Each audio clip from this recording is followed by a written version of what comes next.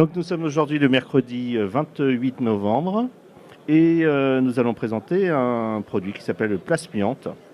Et nous avons pour cela Cédric Duet du BRGM, Bonjour. Fabien Guichard de Metter Bonjour. et votre serviteur Erwan Duedal de Réseau A+. Donc je vais déjà laisser la parole à Cédric Duet qui va nous présenter son appareil. Donc, bonjour à tous. Donc, je vais vous parler du projet Plasmiante.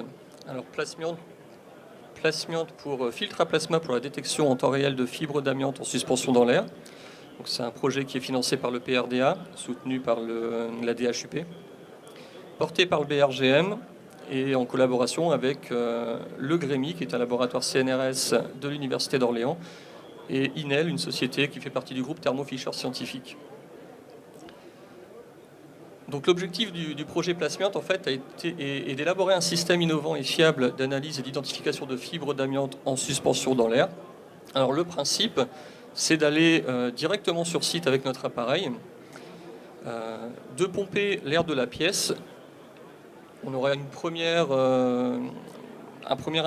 impacteur qui va éliminer les particules les plus grosses dans un premier temps et les particules les plus fines, typiquement en dessous de 50 microns, vont se retrouver en suspension dans un plasma froid basse pression.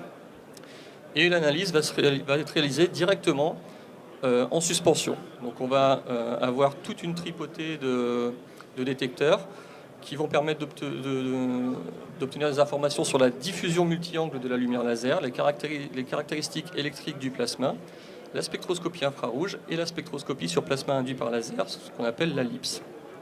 Et la base du projet, en fait, c'est un prototype qui s'appelle Marguerite, qui a été développé par le GREMI, qui est basé sur ce qu'on appelle les plasmas poussiéreux ou plasmas poudreux. Donc c'est l'appareil que vous avez là sur cette diapo. Alors ici, quand on parle de plasma, en fait, on ne parle pas de plasma, de torche à plasma comme on l'entend lorsqu'on vitrifie les déchets amiantés. On parle de plasma froid basse pression.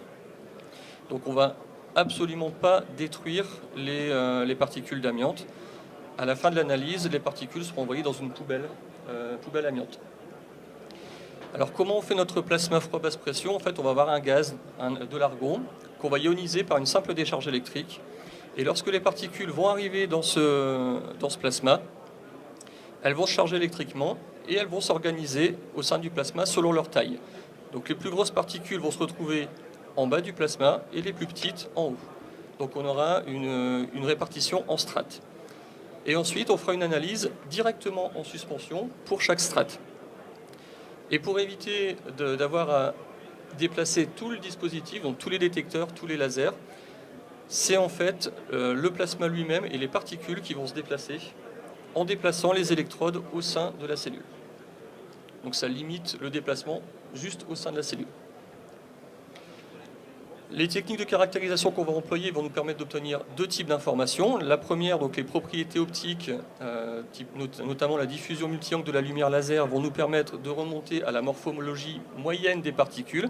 Donc ça sur chaque strate. On aura une morphologie moyenne sur chaque strate des particules. Et à partir des résultats qu'on va obtenir, on va pouvoir modéliser la particule moyenne pour chaque strate, donc en obtenant une courbe 2D, une reconstitution 2D et une reconstitution 3D.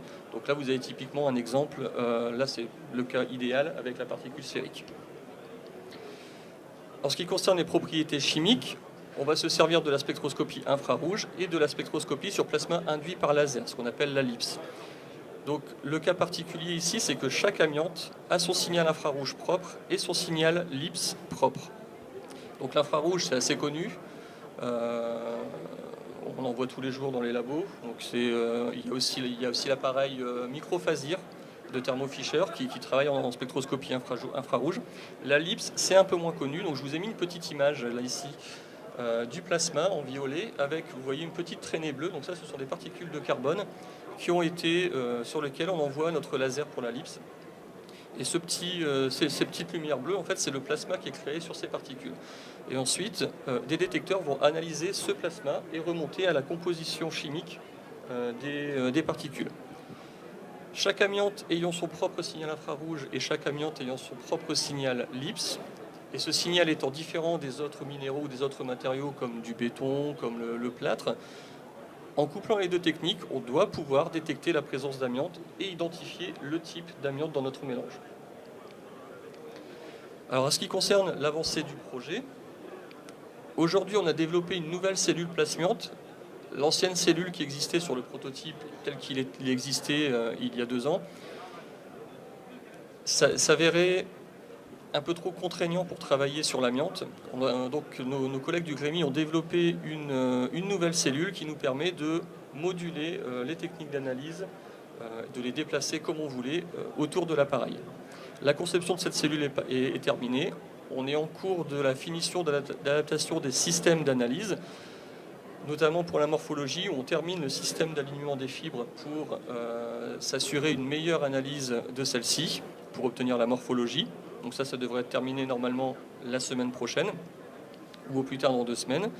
On travaille surtout pour tout ce qui est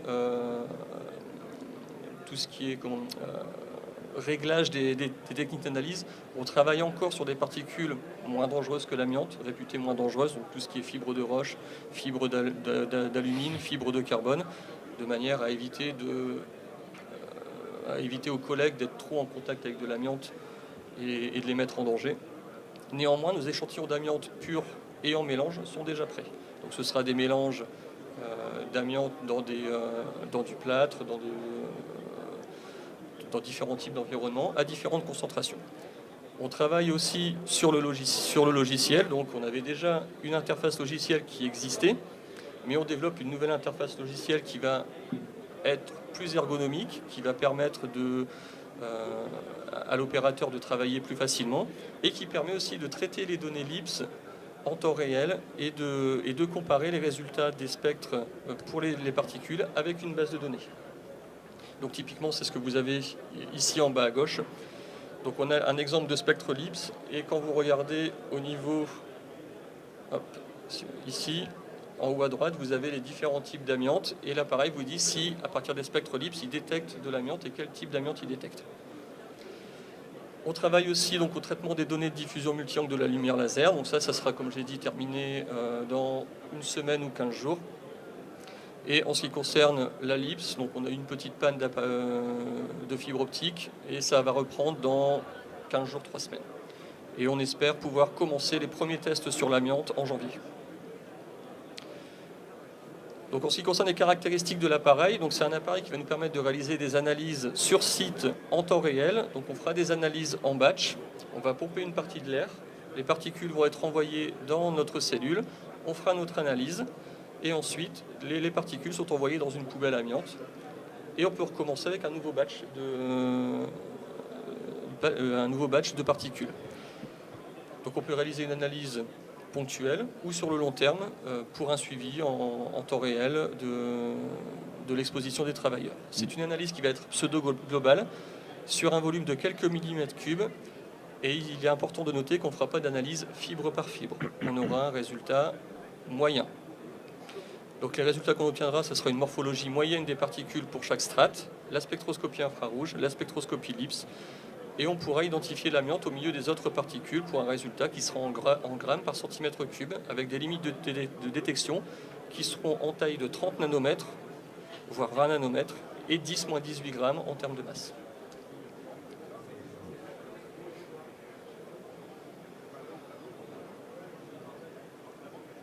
Merci beaucoup. Alors, il y avait une de mes questions à laquelle je pense que vous avez répondu, c'était savoir si c'était une mesure en continu ou une mesure, donc là on l'a dit, par batch. Donc effectivement, oui, on est en batch. Il va être très difficile de faire du vrai continu, puisqu'il faut que les particules arrivent dans le plasma, se mettre en suspension. Donc c'est assez rapide la mise en suspension. Et ensuite, il faut qu'on fasse l'analyse sur toutes les strates. Donc on ne peut pas se permettre de faire une analyse vraiment en continu. D'accord. Alors, il y a une première question, c'est de la sélectivité. Qu'est-ce qui va faire qu'on va sélectionner que les particules d'amiante et lesquelles? On ne sélectionnera pas que les particules d'amiante. On prélèvera tout l'air, toute la partie de l'air qu'on voudra prélever, on définira le volume qu'on veut prélever. Toutes les particules en suspension dans cette partie de l'air seront envoyées dans le plasma. Elles se mettront en suspension selon leur taille. On espère aussi pouvoir les mettre en suspension selon leur masse volumique, de manière à essayer d'être discriminés par rapport à leur composition. Et ensuite, on fera l'analyse sur la totalité de la strate. Donc, on aura un signal de l'amiante au milieu des autres particules. Et c'est en comparaison avec les bases de données que l'appareil nous dira, effectivement, vous avez de l'amiante à telle concentration dans cette strate-là, de l'amiante, par exemple du chrysotile à telle concentration dans cette strate-là, ou de la mosite ou de la trémolite. D'accord. Donc on a un résultat qui va être quantitatif, c'est ça? Il devrait être quantitatif. Donc il va nous donner quoi Alors vous faites une séparation en fonction des tailles de particules. L'analyse aujourd'hui de l'amiante, elle n'est pas faite en termes de... Alors il y a des seuils pour les dimensions des particules, Oui. mais au-delà de ces seuils, on prend toutes les particules, quelle que soit leur taille. Dans des critères bien définis, hein, bien évidemment. On n'a pas besoin de sélectionner des différentes tailles de particules. Quel est l'intérêt pour vous d'aller séparer les particules en fonction de leur taille? Alors c'est parce que l'appareil en fait n'est pas capable de faire du fibre par fibre. Donc l'idée de séparer en fonction de la taille, c'est de pouvoir avoir une espèce de concentration par taille dans la totalité de notre air. D'accord. Donc typiquement, par exemple, avoir une certaine concentration de particules qui vont faire 10 microns de long sur 2 microns de diamètre, une certaine concentration de particules qui feront 3 microns sur 1 micron, et ainsi de suite. D'accord. Au niveau des tests, vous avez déjà testé sur de l'amiante pure? Ça commencera en janvier. D'accord, l'amiante pure. L'amiante pure. Et ensuite, on aura les mélanges. D'accord. Moi, j'ai 2-3 questions. Le temps d'une analyse, c'est immédiat? On espère avoir les résultats en une demi-heure. La LIPS est très très rapide. Le résultat pour la LIPS, généralement sur une analyse, c'est quelques secondes. D'accord. Après, techniquement, on sait que l'infrarouge, ça a ses limites, Oui. notamment en termes de taille de particules minimales, problème de longueur d'onde. Du coup, j'imagine que c'est la LIPS qui permet de descendre sur des détections plus fines. Exactement, c'est le couplage des deux qui va nous permettre de discriminer. Entendu. Moi, je vois la machine, là, c'est la version finale là, qu'on... Alors, la cellule que vous avez là, ça sera la version finale, donc celle que vous avez avec les petits hublots. Elle fait quelle dimension? La cellule fait une dizaine ou une quinzaine de centimètres. D'accord. Après, avec tous les détecteurs autour et la partie logicielle qui va être en dessous, on sera sur quelque chose qui va faire à peu près 1 mètre cube. Et en poids? C'est une très bonne question. Ça, il faudrait que je demande aux collègues du LAMI. Mais ce sera quelque chose qui sera sur roulette, qui pourrait être amené très facilement sur site. Donc ça nécessite du courant, forcément? Ça nécessite du courant. Je pense qu'on peut le faire fonctionner avec son propre générateur. Je pense aussi à la décontamination, parce qu'on en trouve dedans, c'est qu'il y en a dehors. Si l'appareil détecte de l'amiante, lui, il prend l'air ambiant. Il prend l'air ambiant, oui. Voilà. On peut l'amener. Donc si la machine en trouve, ça veut dire qu'il y a de l'amiante dans la pièce. Oui. Ça veut dire qu'il faut à un moment le décontaminer pour pouvoir le sortir. Il peut y avoir un Exactement. tuyau qui peut aller chercher l'air ailleurs. Exactement. Il faudra décontaminer l'appareil quand on sortira s'il y a de l'amiante, ça c'est sûr.